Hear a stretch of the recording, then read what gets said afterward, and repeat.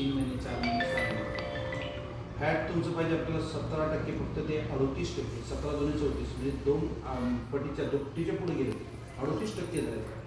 विझरल fat म्हणजे internal organ जे असतात आतड्यात पण आपल्याला चरबी आवश्यक असते, त्याला गुड फॅट बॅड फॅट म्हणतात. गुड फॅट 5% पाहिजे माणसाला, लेडीजला 7% पाहिजे. होतं काय माणसाचं उलटं होतं, गुड फॅट पण जवळ नाही, सगळं बॅड फॅट जमा केलं आहे खाण्यापिण्यामुळं, तुमच्या लाईफस्टाईलमुळं, आपले जे आपण भाजी वगैरे जे खातो स्प्रे केलेले त्याच्यामुळं आपल्याला खूप अतिरिक्त फॅट जमा होतात. तुमच्या जेवणामध्ये अतिरिक्त ऑइलचा वापर, नरेंद्र मोदी व्हिडिओ पाहिजे की ते म्हणतात की तेल कमी करा जर जगायचं असेल तर, नाही तर आणखी 5 वर्षानंतर भारतातल्या प्रत्येक घरात कॅन्सरचं पेशंट असेल. हार्ट अटॅक असेल 5-5 मिनिटात लोक मरतील, हे फार दूर नाही आहे. जो करेल आता सिरियस कोरोनाच्या काळानंतर बघा, ज्याचं इम्युनिटीचं वाटलं तिथं पॉझिटिव्ह निगेटिव्ह तेव्हा लोक विचार करायला लागले, मग काढे प्यायला लागले. लोक ज्याला जास्त काढे पिले त्याला मृत्यू झाले, खूप काढे पिले लोकांनी. काही नॉनव्हेजच खात सुटले, अंडी घ्या खाऊन मरायचे, घ्या खाऊन त्याला रेमडेसिवीर घ्यावं लागलं. आज ते रेमडेसिवीर घेऊन सुद्धा मरायचे. तर हे गुड फॅट बॅड फॅटचं बॅलन्स समजलं पाहिजे. 5% पाहिजे ते 30% तुम्ही 6 पट एक्स्ट्रा, त्यामुळे पोटाचं ते दिसतंय आपल्याला हे कमी झालं पाहिजे. कॅलरीज तुमच्या 2187 आपली लेवल असते 2000, पण त्याच्यापेक्षा जास्त तुमच्या कॅलरी 187. आणि सगळ्यात निगेटिव्ह बिघडलं त्याच्यामुळे BMI तुमचा 40 हा 15% रिस्कमध्ये येतो. 25च्या आतमध्ये पाहिजे BMI, 22 ते 25.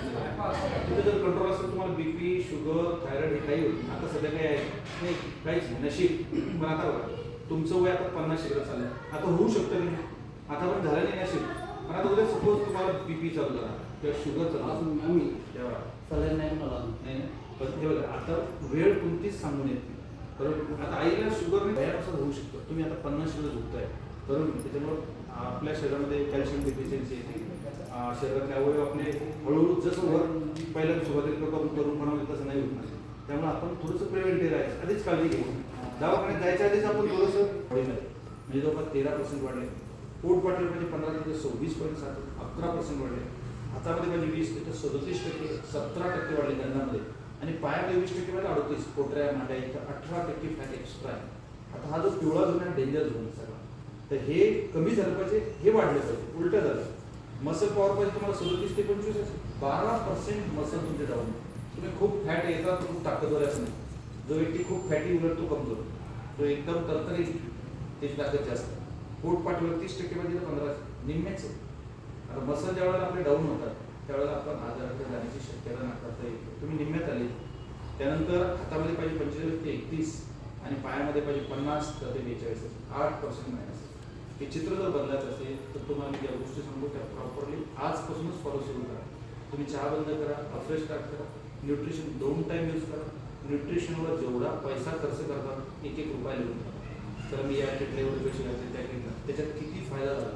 जर फायदा झाला नाही तर त्याला मनीषा ते जबाबदार आणि तुम्ही जबाबदार.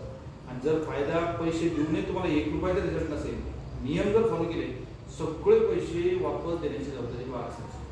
तिथे तुम्हाला 10,000 खर्च किंवा 50,000 खर्च 100%. पण नियम फॉलो झाला पाहिजे. जर नियम फॉलो न करता तुम्ही मला रिझल्टच नाही झाला, मग नाही जमणार. नियम काय?